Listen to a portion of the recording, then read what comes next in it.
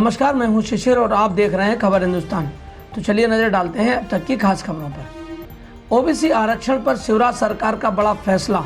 मध्य प्रदेश में होने वाली सीधी भर्तियों में ओबीसी आरक्षण को लेकर बड़ा फैसला राज्य सरकार ने लिया है। सामान्य प्रशासन विभाग ने इसके आदेश सोमवार को जारी कर दिए हैं। सामान्य प्रशासन विभाग की तरफ से जारी आदेश में कहा गया है कि मध्य प्रदेश राज्य सरकार ने राज्य स्तरीय और जिला स्तरीय सीधी भर्ती में 73% आरक्षण लागू करने का आदेश जारी किया है। बजट पर बोली वित्त मंत्री निर्मला सीतारमण, यह बजट 25 साल की बुनियाद को तैयार करेगा। लोकसभा में बजट पेश करते समय वित्त मंत्री निर्मला सीतारमण ने कहा कि देश अभी कोरोना की लहर से गुजर रहा है, समग्र कल्याण ही हमारा मकसद है। यह बजट 25 साल की बुनियाद को तैयार करेगा। निजी निवेश को बढ़ावा देने का लक्ष्य रखा गया है। वित्त मंत्री ने कहा कि बजट में देश के नागरिकों के विकास और मध्यम वर्ग के लिए बेहतर माहौल बनाए जाने पर जोर दिया गया है। वित्त मंत्री ने कहा कि LIC का IPO भी जल्द है। वित्त मंत्री निर्मला सीतारमण ने मोदी सरकार के 10वें बजट को पेश करते हुए कहा कि सरकार ने एयर इंडिया की विनिवेश प्रक्रिया पूरी की है। LIC का भी IPO जल्द लाया जाएगा। उन्होंने कहा कि बजट के जरिए 100 साल के लिए ढांचागत बुनियाद को मजबूत किया जाएगा, साथ ही 30 लाख नौकरियों का सृजन किया जाएगा। बजट में रेलवे को मिली सौगात, अगले 3 सालों में 400 वंदे भारत ट्रेनें। वित्त मंत्री निर्मला सीतारमण ने कहा कि अगले 3 सालों में 400 नई वंदे भारत ट्रेन तैयार की जाएंगी। इसके साथ ही अगले 3 सालों में 100 PM गति शक्ति कार्गो टर्मिनल भी तैयार किए जाएंगे। यही नहीं, 8 नई रोपवे का निर्माण किया जाएगा। उन्होंने ये भी कहा कि बजट से किसान और युवाओं को फायदा होगा।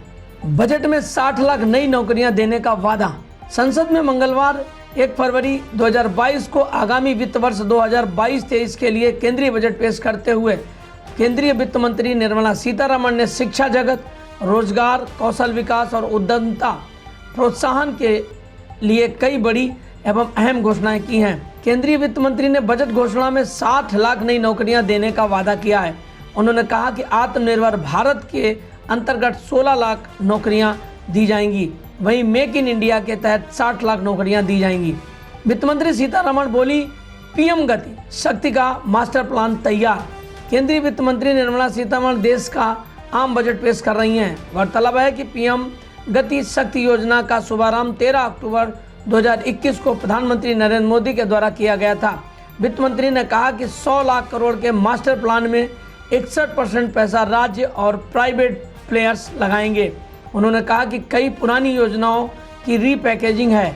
गति शक्ति योजना, ये योजना 2 चरणों में पूरी होगी। प्रधानमंत्री गति शक्ति योजना के माध्यम से अगली पीढ़ी के इंफ्रास्ट्रक्चर और मल्टी मॉडल कनेक्टिविटी को भी शक्ति मिलेगी। 75 जिलों में शुरू करेंगे 75 डिजिटल बैंकिंग।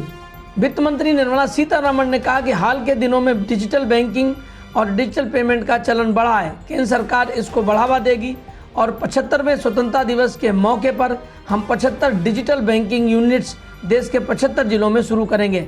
ये सभी यूज़र फ्रेंडली होगी और आम लोगों को इसका सीधा फायदा मिलेगा। एक दिन में 42,000 से ज़्यादा घटे कोरोना संक्रमित, लेकिन 1,192 मरीजों ने तोड़ा दम। देश में कोरोना संक्रमण की संख्या लगातार घट रही है। हालांकि मौतों की संख्या में हो रहा इजाफा स्वास्थ्य विशेषज्ञों के लिए चिंता का विषय बना हुआ है। स्वास्थ्य मंत्रालय के मुताबिक पिछले 24 घंटे के अंदर देश में कोरोना से 1,192 मौतें दर्ज की गई हैं, जबकि सोमवार को 959 लोगों ने अपनी जान गंवाई थी। पिछले एक सप्ताह से लगातार ये संख्या बढ़ रही है। ED के निदेशक रहे राजेश्वर सिंह यहाँ से हो सकते हैं भाजपा प्रत्याशी। प्रवर्तन निदेशालय के संयुक्त निदेशक रहे राजेश्वर सिंह का VRS सोमवार को स्वीकार हो गया है। अब वह राजनीति में अपनी किस्मत आजमाएंगे। जल्द ही वह भाजपा में शामिल होंगे और सुल्तानपुर सदर या लखनऊ की सरोजिनी नगर विधानसभा सीट से भाजपा के उम्मीदवार हो सकते हैं। वसीम रिजवी पर धार्मिक भावनाएं आहत करने का एक और मुकदमा दर्ज। सिया वक्फ बोर्ड के पूर्व चेयरमैन वसीम रिजवी उर्फ जितेंद्र नारायण सिंह त्यागी के खिलाफ एक और मुकदमा दर्ज हुआ है। दरअसल वसीम रिजवी उर्फ जितेंद्र नारायण सिंह त्यागी ने 12 नवंबर 2021 को हरिद्वार के देवपुरा स्थित प्रेस क्लब में अपनी किताब के विमोचन के दौरान धर्म विशेष पर टिप्पणी की थी।